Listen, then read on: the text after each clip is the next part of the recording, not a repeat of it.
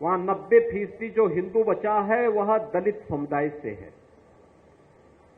और मैं इसीलिए कहना चाहूंगा, ये जो सबके मुंह सिले हुए हैं, क्योंकि इनके मालूम है कि बांग्लादेश को हिंदू उनका वोटर नहीं होगा। वह हिंदू है।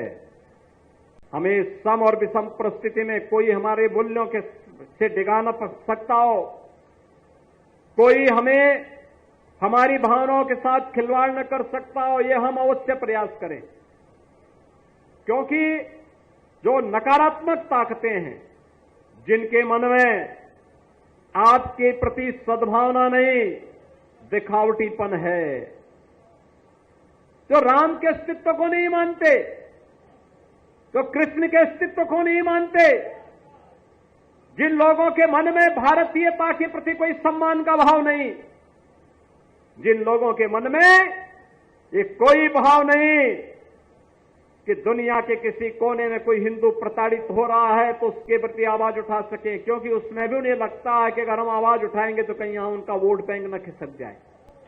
वोट बैंक भी जिनको दुनिया के अंदर होने वाले किसी अत्याचार में वोट बैंक दिखाई देता हो, वो आपके हितैषी कैसे हो सकते हैं? याद रखना, जो बांग्लादेश में हो रहा है, जो चर्चाएं हो रही थी अभी, वहां 90% जो हिंदू बचा है वह दलित समुदाय से है। और मैं इसीलिए कहना चाहूंगा, ये जो सबके मुंह सिले हुए हैं, इसलिए सिले हुए हैं क्योंकि इनके मालूम है कि बांग्लादेश को हिंदू उनका वोटर नहीं होगा। वह हिंदू है। ये हो सकता है उसकी गलती हो, लेकिन हम उसको गलती नहीं मानते, हम उसको मानते हैं उसका सौभाग्य है कि वो हिंदू है और उसकी रक्षा करना हम सबका दायित्व है। उसकी पीड़ा के साथ खड़ा होना हमारा दायित्व है। हमारे लिए वह हिंदू है, एक मानव है, एक मानव के नाते उसकी मानवता की रक्षा करना, उसके जीवन को संरक्षण देने के लिए एक आवाज उठाना, ये हमारा दायित्व है और हम अपने इस दायित्व को निर्वहन जीवन भर करेंगे। ये किसी भी पक्ष और विपक्ष का मुद्दा नहीं, बल्कि मानवता को बचाने का मुद्दा है। राक्षसी वृत्तियां जब भी धराधाम पर प्रबल होंगी, उनका मुकाबला करने के लिए हमें तैयार होना पड़ेगा। भगवान राम तो अयोध्या के राजकुमार थे। अयोध्या के राजकुमार रहते हुए वे चाहते अयोध्या में राज करते, लेकिन नहीं, एक बार पिता के मुंह से निकल गया, भले ही पिता ने अपने शब्द वापस ले लिए, लेकिन राजा दशरथ उनके पूज्य पिता हैं, पिता के मुंह से जो शब्द निकले हैं उसका पालन होगा, और पालन इसलिए होगा, इसी बहाने राक्षसों का अंत भी हो जाएगा। और उसी का पालन करने के लिए वे निकल पड़े थे। और इसीलिए आज मैं आपसे कहने के लिए आया हूं, हम अपने हित और अहित को पहचानें, हम उसको पहचानने का काम करें और देखें कहां और कैसे भला होना है, कैसे विकास होना है, कहां से सुरक्षा मिलनी है, कौन लोग आपके हितैषी हैं, कौन विरोधी हैं, उसके बारे में, और भविष्य को उज्जवल बनाने की दिशा में क्या प्रयास होने चाहिए।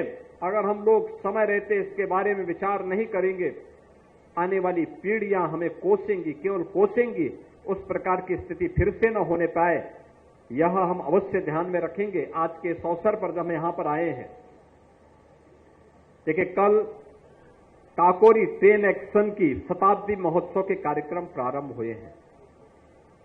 9 अगस्त 1925 को क्रांतिकारियों ने भारत माता की आजादी के लिए अंग्रेजों के द्वारा, ब्रिटिश हुकूमत के द्वारा जो खजाना भारत से ब्रिटेन पहुंचाने के लिए ले जाया जा रहा था, उस खजाने को उन्होंने काकोरी में रोक करके उसे अपने कब्जे में ले लिया था।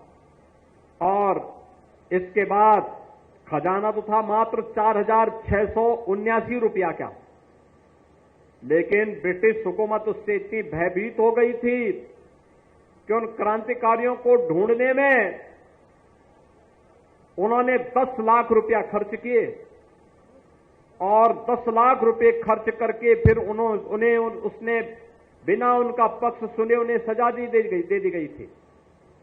जिनमें से पंडित राम प्रसाद बिस्मिल को गोरखपुर जेल में, राजेंद्र नाथ लाड़ी को गोंडा जेल में, ठाकुर रोशन सिंह को और अस्फाउल्लाह खां को आपके फैजाबाद और इलाहाबाद की नैनी जेल में बंद किया गया था। आज ये अयोध्या जनपद है और इलाहाबाद प्रयागराज जनपद है।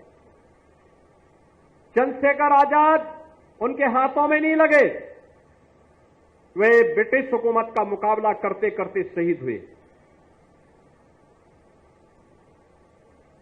पंडित राम प्रसाद बिस्मिल या जितने क्रांतिकारी थे, ये अपने लिए नहीं जिए थे, इस देश की स्वाधीनता के लिए जिए थे। इनका जीवन देश की स्वाधीनता के लिए था।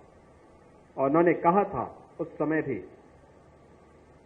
एक ही तमन्ना थी उनके मन में कि हे इस भारतवर्ष में 100 बार मेरा जन्म हो और कारण सदा ही मृत्युका देशोपकारक कर्म हो। यानी बार बार भारत में ही मेरा जन्म हो।